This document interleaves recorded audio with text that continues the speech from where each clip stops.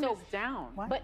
But you're doing exactly my point here. What happens is each time people show statistics, everyone's saying crime is a problem. That doesn't make them feel better when you say, but it's not. But they need a copy economy. But again, that's a platitude. What does it mean? The other thing that I will say is about AOC, she's been demonized as this like too progressive, far left person. AOC is definitely too left for the majority of the country. Thank you for joining us. And let's begin. Sunny Hostin is visibly losing her cool as her co-hosts keep calling out her nonsensical statements. It's almost like she's on the show just to be the punching bag, and you can see it dawning on her face too. Watch as Sunny tries to claim that AOC and her policies aren't far left, and Alyssa fires back with a truth bomb that leaves her speechless. Watch this. What does the party have to do to reconnect with voters? Go ahead. Oh, why are you asking the Republican? I think the Dems should start. I've got thoughts, but I'll let you start. I can start. Look, young people were still the age group with the highest support for the Democratic candidate this year. So we can start there. I don't think that young people have necessarily left the Democratic Party. Yes, there have been some gains made by the Republican Party, but by and large, young people are voting democratically. The other thing that I will say is about AOC, she has been demonized by the right, and she's been demonized as this like too progressive, far left person. And I want to try to set the record straight, because if she is too progressive, then the Democrats really are going to lose the working class, because this is her platform. The key issues: health care for all people, affordable housing, rebuild the unions, federal job guarantee, free public college, create clean energy jobs, pay parental leave, and expand protections for the LGBTQ+ community. Defund the police, open borders, men competing in women's sports, and hiking taxes up to 90% to fund all their free programs. Yeah, totally not far left, right? Give me a break, but let's keep going. If that is too progressive for this country, then that's a problem for the Democrats, and that's a problem, quite frankly, for this country. That used to be a description of a liberal. But the devils are also... health care for all should be an everybody issue. But the devil's in the details, because a lot of this country does not support, for example, the Green New Deal, which would absolutely crush jobs across this country, wreak havoc on the economy. It would create millions of jobs, actually. It would actually make international travel virtually impossible to do because of some of the regulations that have been in place. From my perspective, as a Republican who didn't support Trump, this may sound weird, I think Democrats focus too much on Trump. People who were going to be with Donald Trump were going to be with Donald Trump. There needed to be more of a, this is who we are, this is what we're proactively fighting for. And I can think of 3 or 4 policies that were laid out by the vice president. She talked about this support for elderly parents. She talked about these first-time home buyer payments. But they need a copy economy. But again, that's a platitude. What does it mean? You know, like, and I didn't know that by a 90-page But white paper. But in this world we live in, when you have 3 months especially, I don't know that people knew what she was for. And then a lot of her positions in 2020, she was on the complete opposite side of now. You catch that snarky comment she made? If that's too left for America, then America has the problem. And that right there is the issue with Democrats. They don't talk to people, they talk at them. They don't ask what Americans want. They shove their agenda down everyone's throats and expect them to fall in line. And if they don't, they shame them, call them names, and label them as evil. That's the playbook they used, and it got them absolutely crushed in the last election. But wait, it gets better. Sunny tries to defend herself by bringing up her opportunity economy, and Alyssa shuts her down. Hard, that's not a policy, it's a platitude. What does that even mean? I almost fell out of my chair laughing. Now let's watch Sarah Haynes explain exactly what I've been saying, that Democrats keep dismissing people's real concerns as non-issues. And sure enough, Sunny proves her point right on the spot. Watch this. Well, I think Rahm Emanuel hit it right on the head in an op-ed for the Washington Post. He had 2 parts that really kind of stuck with me. He talked about with inflation stinging, school absenteeism skyrocketing, students' academic scores plummeting, Democrats consume themselves in debates over pronouns, bathroom access, and renaming schools, and adopted terms such as care economy and Latinx to win over voters.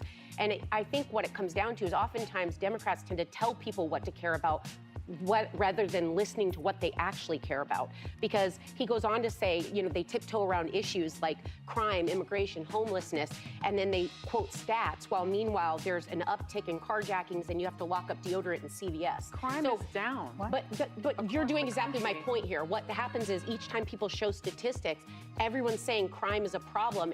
That doesn't make them feel better when you say, but it's not. Did you see Sonny's face? I mean, that's pure comedy gold right there. The elitist, pretentious attitude of the Democrats is driving people away, and they're so clueless they don't even realize they need to dial it back. But here's the thing, they can't help it. These folks live and breathe stats, polls, and whatever the so-called experts say. Meanwhile, regular people? They make decisions based on what's happening in their everyday lives. You can't throw a statistic at me saying crime is down when, under Trump, I don't remember CVS and Walgreens locking up every single item behind glass windows. But now? It's like Fort Knox in there. So no, I don't care what your experts in their spreadsheets say. I can see with my own eyes that things are worse than they were before, and that's the core issue with Democrats. When you walk around like you're better than everyone else, like your stuff doesn't stink, you lose the ability to connect with people. Someone has a concern or belief you don't share, you instantly dismiss it as irrelevant or not credible. It's not leadership, that's straight-up narcissistic behavior. Now let's watch Whoopi Goldberg and Joy Behar make some jaw-droppingly low IQ statements about RFK. Watch this. That make America healthy again, and it's been gaining ground with folks. But let me remind everyone that long before him, Maha was already Michelle Makes America Healthy. Okay, that's what she was doing when she was first lady. So it's not an unknown concept. Yeah, Right. that's true. So Now he's out there saying this, but do you actually believe anything he says? Tell the truth. I mean, they overturned Roe v. Wade. He said he wasn't going to put anybody in who back to Project 2025. A lot of people that he's put into this new administration believe that stuff. He said that grocery prices would magically come down. He already admitted that they can't very easily come down. He remember when during COVID, he said no masks. You don't need masks. That was also BS.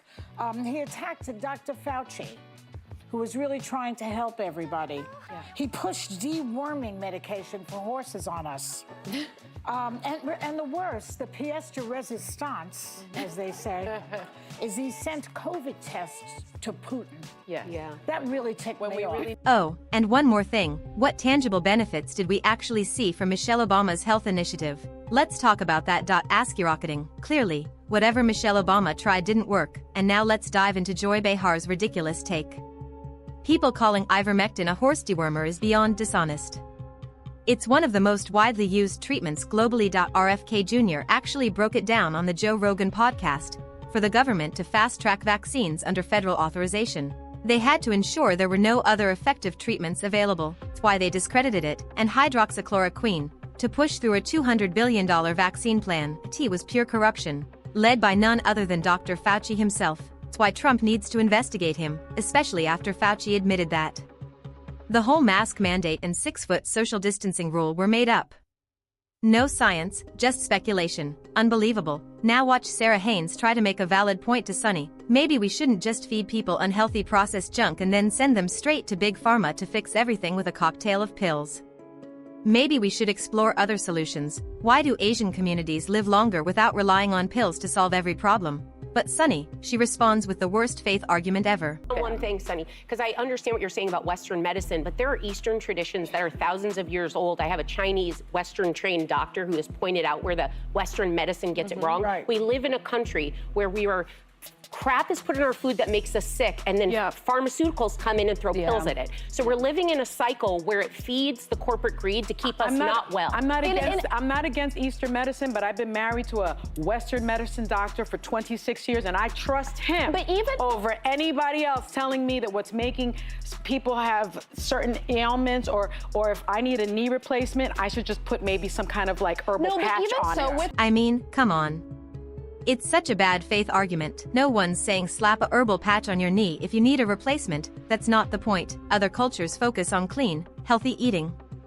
And when you build a society around that, it does more for human health than any Ozempic or pill ever could. But here's the problem. In our culture, We've decided to prioritize feelings over facts, embraced body positivity to the point where we're told being fat isn't necessarily unhealthy, because, you know, we don't want to hurt anyone's feelings. We've normalized a sedentary lifestyle. No activity, no fitness, just endless junk food. And then we wonder why people turn to drugs like Ozempic, hoping it'll magically fix everything. They take it daily, expecting no long-term consequences. The Band-Aid solution for a much deeper problem. But hey, let me know what you think in the comments below. At this point, Sunny's basically the show's punching bag. It's almost sad. If you enjoyed the video, smash that like button, subscribe to the channel if you haven't already, and turn on those notification bells so you never miss a video. Catch you in the next one.